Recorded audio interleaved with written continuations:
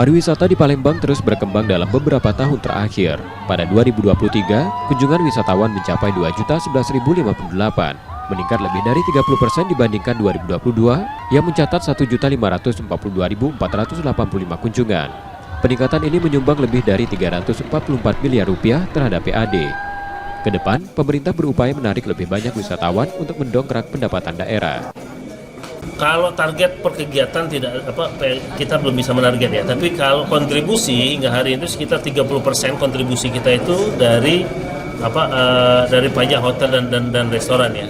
Artinya dengan itu sepertiga dari penghasilan kita berasal dari perdagangan dan jasa. Oleh karena itu mungkin kalau kita gebiarkan lagi jasanya ini, salah satunya membuat orang semakin banyak datang ke kota Palembang ini, maka otomatis pendapatannya juga akan semakin tinggi.